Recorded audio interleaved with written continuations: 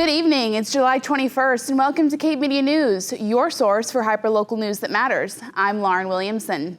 Dennis Yarmouth youngsters get ready for an exciting opportunity to experience law enforcement up close. The Yarmouth Police Department proudly announces the much anticipated return of the 6th annual Cop Camp from Tuesday, August 8th to Thursday, August 10th. Geared towards youth with an interest in police work, the Free of Charge Academy offers an array of thrilling activities. Participants will embark on a station tour, witness an impressive display of police vehicles and equipment, and engage with the dedicated members of the patrol, dispatch, and detective divisions.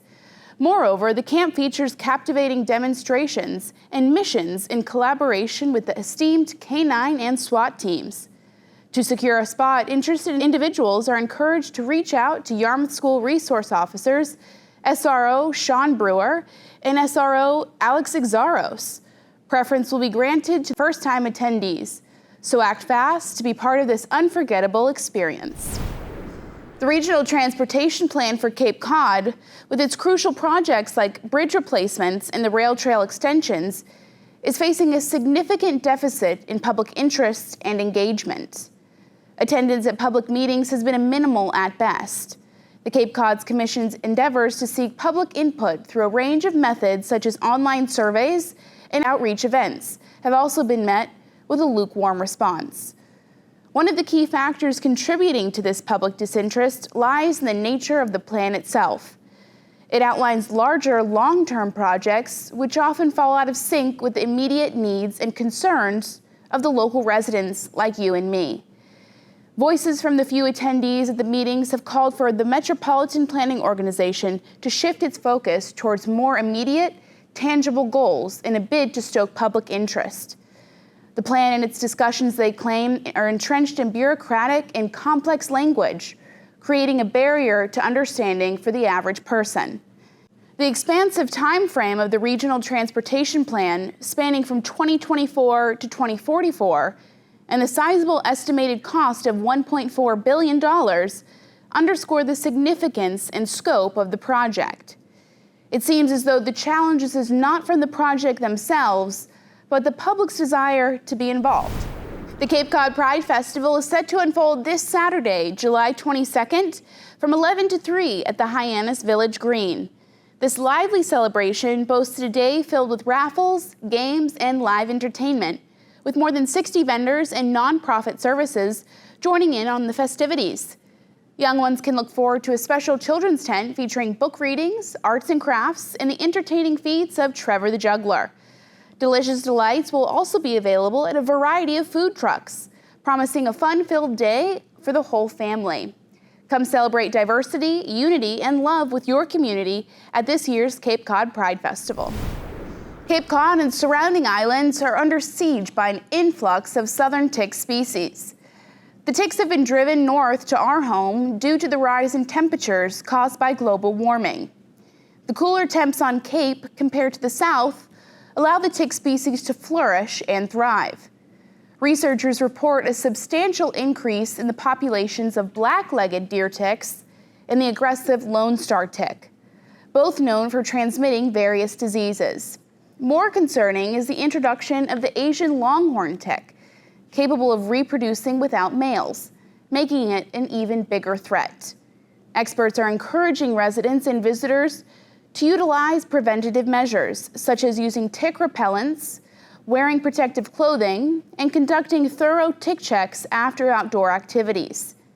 As we face the reality of climate change, the importance of tick prevention and awareness only grows, as the arachnids pose a significant risk to humans, pets, and livestock alike. So next time you and your loved ones spend time outside, be cautious and help one another by checking one another. A Yarmouth police officer was patrolling near the Route 6 exit ramp just before 1 a.m. on Monday when he came upon a vehicle he thought was disabled. As he went to check on the car, he saw a woman standing outside of it attempting to dial 911. She appeared to be scared and upset as she explained to the officer what had just occurred. The woman said she did not notice anything out of the ordinary after leaving her friend's house, but a short time later, a light came on inside of her car while driving. As she looked into the back seat, she was surprised to see a man hiding with a coat pulled over his head. Extremely frightened, she began driving erratically, and the man fell out of the open rear door of the car. Following a brief investigation by Yarmouth officers, Jailton Dos Santos, 36, of South Yarmouth, was arrested and charged with breaking and entering into a vehicle in the nighttime. The Yarmouth Police, as well as each of us here at Cape Media News, urges everyone to lock their doors and to be aware of their surroundings, especially at night. People of Action, the Barnstable Police Department, and the town of Barnstable are proud to announce the 7th annual Barnstable Unity Day celebration on the Hyannis Village Green on Friday, August 4th from 4 to 7 p.m. The event is intended to welcome and engage the community and local police together in a fun, inclusive, and memorable celebration. Come show everybody that Barnstable is a special and unique place with strong and caring community bonds. Organizers are excited to announce that the Breakaway X Grill will be on hand again to cook up burgers and hot dogs. The event is free and open to all and will include food and even ice cream, music, dancing, and fun activities for all ages. Please bring your own chairs and blankets and join the town for a beautiful summer evening on the Hyannis Village Green. We hope to see you there. Cape Cod Hospital, in collaboration with the Cape Cod Conservation District and the Massachusetts Division of Ecological Restoration, is embarking on a project to restore the Bayview Bogs in West Yarmouth. The 89-acre former commercial cranberry bog has suffered neglect for 3 decades, leading to overgrowth and non-native plant invasion. The restoration effort aims to assess the bog's environmental health, diagnose ecological issues, and create a shared vision for revitalization. Supported by a $400,000 grant, the project will conduct hydraulic studies, historical assessments, and community outreach. Once restored, Bayview Bogs is expected to improve the wildlife habitat, offer recreational opportunities, and enhance resilience to coastal flooding. The means of obtaining marijuana could be subject to change yet again. Massachusetts cannabis farmers are urging state lawmakers to permit direct sales of their product to consumers, similar to traditional farm stands. They advocate for sustainable and sun and soil grown products and emphasize the importance of keeping cannabis homegrown. Farmers feel overlooked as the state makes concessions for other groups, such as home delivery and curbside pickup. One proposal under consideration is allowing the sale of marijuana seeds directly to consumers.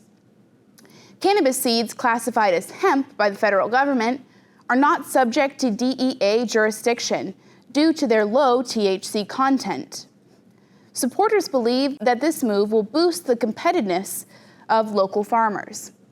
The Joint Committee on Cannabis Policy is also discussing creating an oversight mechanism. This would help ensure the transparent and equitable functioning of the state's Cannabis Control Commission. The measure seeks to prevent fraud and misuse of public funds and ensure compliance with state protocols. Farmers face challenges entering the cannabis market due to regulations and red tape. They believe that direct-to-consumer sales and access to the seed market would level the playing field, providing a fair opportunity for local growers. Advocates say fostering a thriving local cannabis industry and supporting our local cannabis farmers is crucial. As the committee deliberates these proposals, the fate of direct sales and seed market access will play a crucial role in shaping the state's cannabis landscape. Coming up after the break, Harwich hires a new health director. Stay tuned.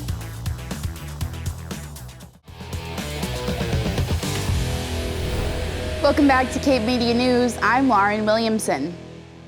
On December 4th, 2018, in a Southborough Board of Selectmen meeting, tempers flared as the meeting opened for public comment. Southborough resident Luis Barron took the podium to address several issues with the board and its chairman, Danielle Calenda. After a few verbal exchanges, Calenda had threatened to remove Barron if she did not stop slandering the board and citing the board's public comment policy. Quote, all remarks and dialogues in public meetings must be respectful and courteous, free of rude, personal, or slanderous remarks, end quote. Louise Barron, 11 Sadie Hut Lane. I brought this cheap but meaningful to me little sign because this board, like this town, has been spending like drunken sailors. And according to Mr. Ballantyne, we're in trouble. We're not in the black, let's put it that way. So when do we stop?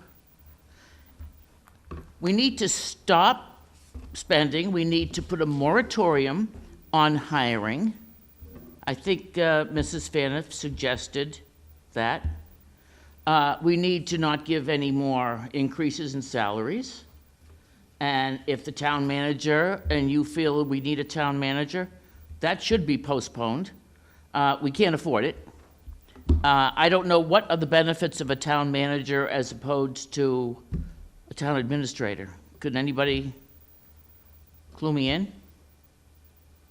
We don't have a discussion back and forth on public comment. There'll be the pros and cons of anything will be part of any public meeting that This is a public meeting, Mr. Kalenda. Any part of, let me finish. That'll be part of any public meeting that committee then holds. But we're not going to have a back and forth discussion during public comment. I'm not asking for, I just want to know Just ask the question. We don't have that during public comment. We're putting a committee together, that was the earlier discussion, to look at the benefits for the community, for a future discussion at a town meeting. It has nothing to do with this upcoming town meeting. Yeah, okay. And the next thing I want to say is, you said that you were just merely volunteers, and I appreciate that. But you've still broken the law with open meeting law, and that is not the best you can do. And when you say that, this is the best we could do, I know it's not easy to be volunteers in town, but breaking the law is breaking the law. So, ma'am, if you want to slander town officials who are doing their very best, I'm not slandering. Then we're going to go ahead and stop the public comment session now. Look, you need to stop and go being a into Hitler. Recess. You're a Hitler. All right, I can we are say moving what I want. into recess. Thank you.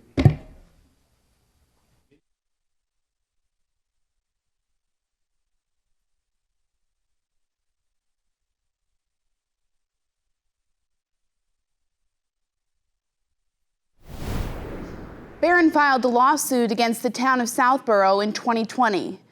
Her suit claims she was unconstitutionally silenced by the board. Flash forward to March 7, 2023. In a 29-page decision, the Massachusetts Supreme Judicial Court has ruled that the public comment policy or civility restraint used by the town of Southborough violates the free speech rights of the Massachusetts Constitution. The court wrote, quote, although civility can and should be encouraged in political discourse, it cannot be required, end quote. What is your theory that this is a reasonable restriction on speech where you have a resident of the town voicing concerns about decisions on budget and decisions related to open meeting law violations? What is your theory of the case that this doesn't go forward? A reasonable restriction on speech has to do with whether or not it disrupts the purpose of the forum. The purpose of the forum is significant, and the courts have said so, to conduct an orderly and efficient meeting. But this is clearly, she's commenting on exactly what was mentioned, which is there are numerous open meeting law violations, and she's saying, you're violating this statute. And then he's saying, that's slander. I don't understand how it's possibly slander, especially for a public official. I'm relying on the slander language in the policy, and he's misapplying it. Isn't this a clear, I can't dismiss this on the pleadings, on the applied challenge. The decision is being celebrated as a victory for freedom of speech.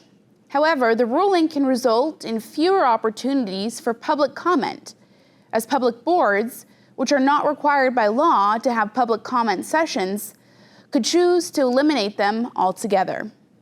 Cape Media News has reached out to all 5 Mid-Cape towns' administrations in hopes to hear how each town plans to act moving forward. But at the time of this taping, we have not received any response. Last week, Harwich welcomed its new health director, Carrie Schooner. Town manager Joseph Powers expressed his confidence in her appointment, highlighting her more than a decade of experience in public health and relevant certifications. I am thrilled to be able to present the appointment of Carrie Schooner as our next health director for the town of Harwich. Carrie, as you know, has been with the town of Harwich for several years now. She came over to us from the town of Dennis.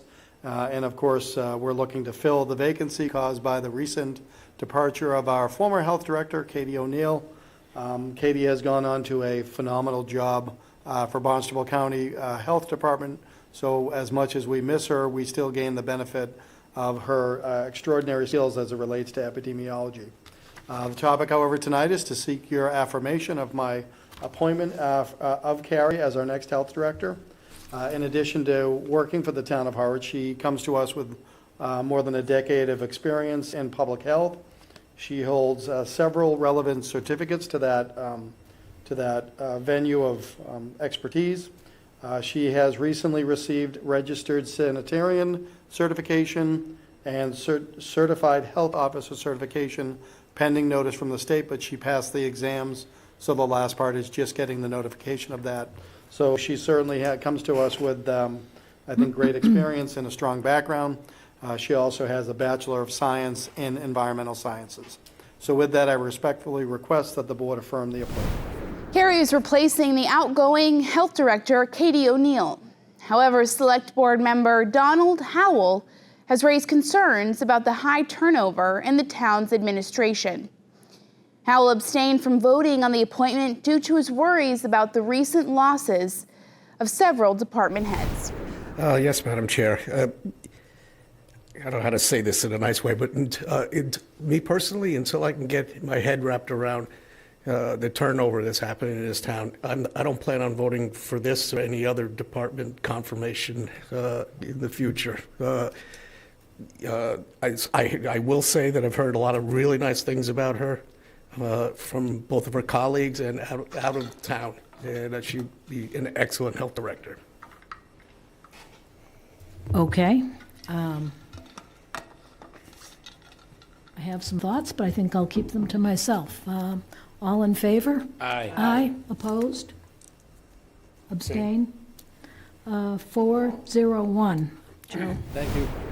Despite Howell's concerns, others spoke highly of Schooner, indicating that she is well regarded both by her colleagues and those outside of the town. It seems that her qualifications and experience are viewed positively, even though the town has experienced some turbulence in its administrative roles. Coming up after the break, the Human Library. Stay tuned.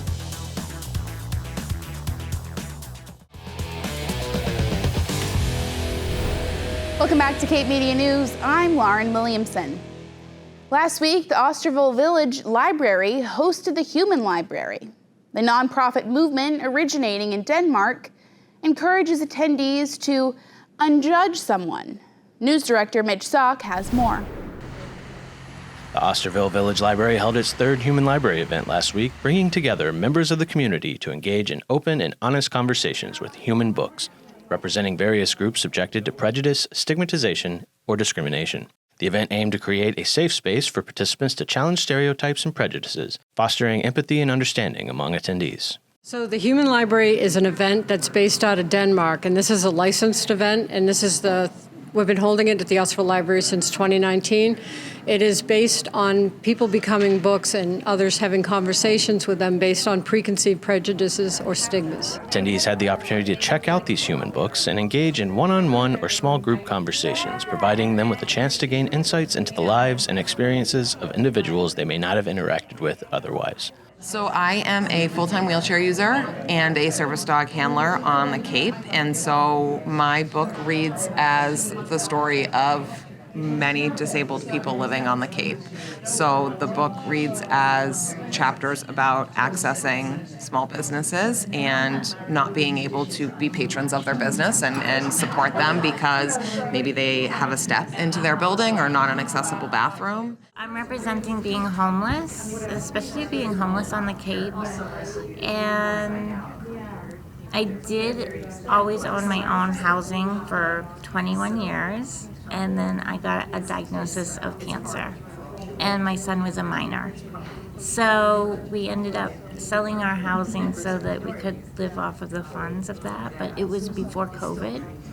And then we were in Eastham, and that house sold during the height of COVID. Fortunately, my son had just graduated from high school, so he graduated from Nauset. And there was nothing available on the Cape, really. The book I am today is representing my experiences at the intersection of being a Japanese American and a woman who is, I'm retired now, but I was a professor at the University of Vermont, and I came to the MBL to be director of education. And I have a lot of experiences, both running running a laboratory, being a professor, usually being the only woman at many committee meetings, as well as for sure the only Asian American in most of the activities I participated in. You know, I'm a Black woman here on Cape Cod in a very white space, so I feel I'm probably judged with a few biases, you know, on a daily basis.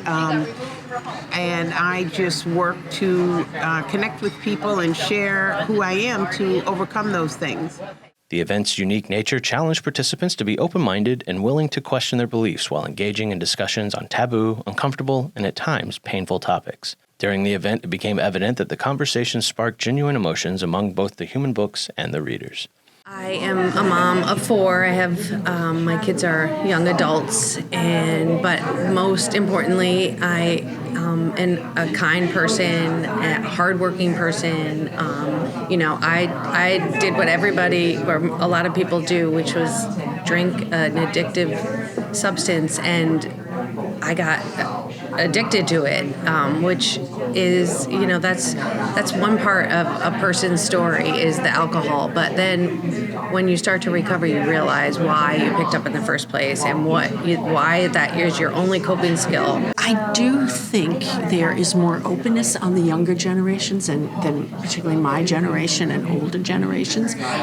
There's still a stigma. I see it. I mean, we have a lot of people call our crisis lines who are younger, from 14 to, say, 25. I am just grateful that they're able to reach out and talk to us. And they do a lot of texting to other crisis lines, has the text capacity. But I do see people kind of talking about it more, which is really encouraging. My house was sold mid-semester that I was living in, and it was too far into the semester to withdraw and get a refund, so I just had to kind of deal with it. I think it was maybe slightly over a month before I got my room at Champ House. You know, sometimes I slept in my car, sometimes I slept at friends' houses. My classmates, my professors would never, ever know that I had no place to live. I often don't feel like I belong. People just look at me, even without talking to me, and they immediately ask me where I'm from. I've had people just come up to me, not even say hi, and say, China? And I'll go, no, California. and I've noticed that often I'll see cashiers who talk quite a bit to people in front of me at the store, and they won't say hi to me at all until I open my mouth. And when I speak English to them, then they'll start talking to me. And so, you know, as a third generation Japanese American, I mean, I grew up in the United States as a patriotic American. And so it shakes me when people just look at me and judge me and assume that I don't belong here. As the event came to a close, attendees left with new perspectives and a deeper sense of connection with their fellow community members. This is going to be a yearly thing going forward. I think we're almost ahead of our time on this. And as you know, time goes on, it grows in recognition and people become more aware of what we're doing. We're hoping more people will participate. I think things like this right here is probably the best way to channel different types of people to come together and learn about each other, but also so that the community could get to meet us. We normally a lot of times when I'm heading a certain direction, people kind of will tend to head in another direction, and maybe they'll learn that there's really no need for that. I don't have to do that. That I just like tattoos. There is people have some prejudgments on the topic, and some of them don't even know what it really means. Maybe this is an opportunity for them to learn about it or to hear a different opinion so that they can make acceptable judgment on themselves. I think the most important thing is for the community agencies to work with each other and work together and understand their role as healers. Even if you're a district attorney, even if you're a prosecutor, even if you're a local prison, even if you work in healthcare, you are providing women with support, and that support gives them health and well-being. It's critical at a really important time. People are just like in awe. The conversations are raw and very personal. People are very moved by the whole experience. It's really an amazing event that I hope everybody gets a chance to take part in. For Cape Media News, I'm Mitch Sock. Thank you for joining us this evening. If you have a story you'd like to see covered, send us an email at newstip@capemedia.org. Tune in next week for more hyperlocal news that matters on Channel 99, Apple TV, Roku, and Fire TV. For Cape Media News, I'm Lauren Williamson. Have a great night.